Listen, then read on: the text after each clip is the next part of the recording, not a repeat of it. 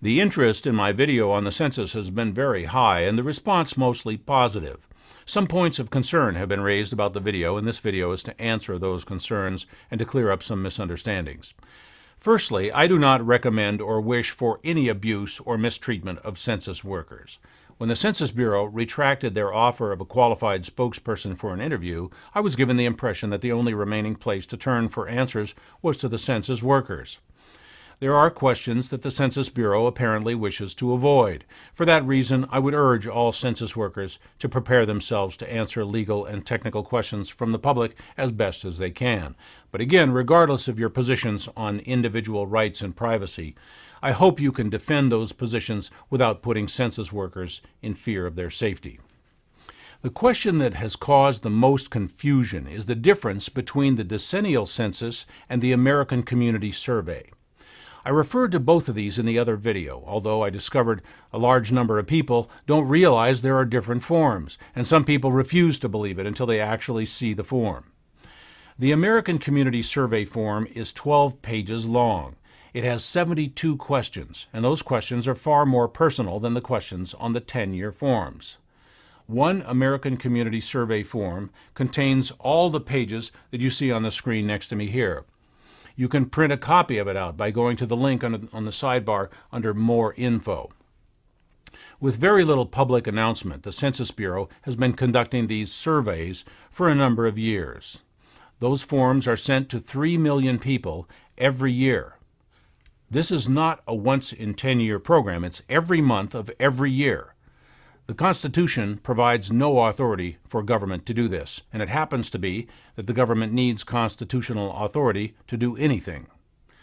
There are different survey forms designed to collect very deep and specific data for numerous commercial, industrial, and social sectors.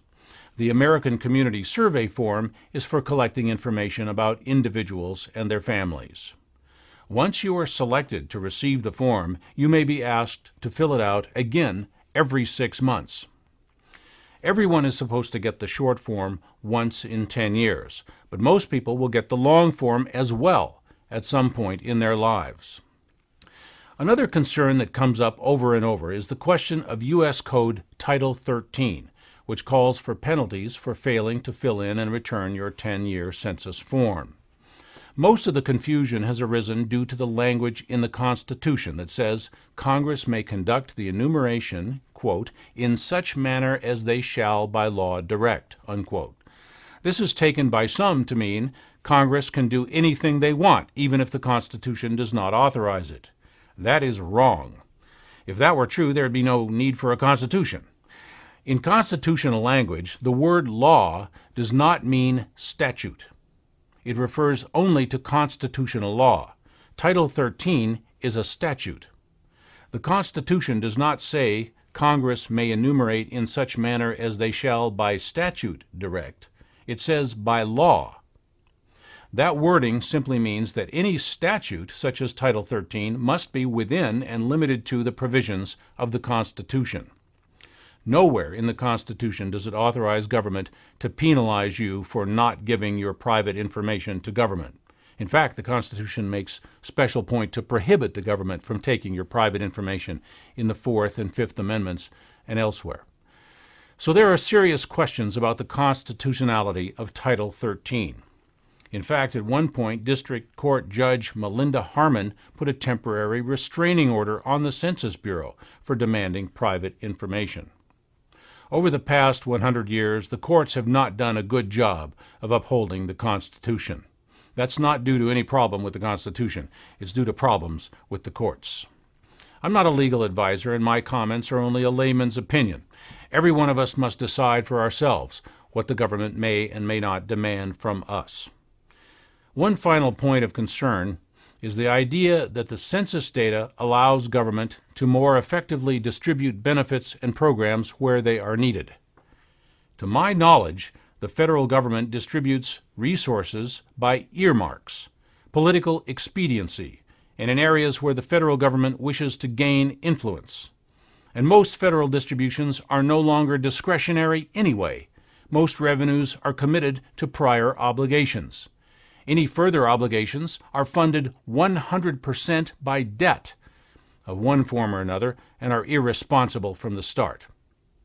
Because of our government's spiraling public debt, census data is far more likely to be used for the targeted generation of taxes, fees, licenses, fines, and other forms of wealth extraction than they are to be used for wealth distribution. Imagine if you knew everything the government was doing. The CIA, the NSA, Homeland Security, the IRS. Imagine the power of knowing that. Information is power. When you give up your information, you give much of your power over to others.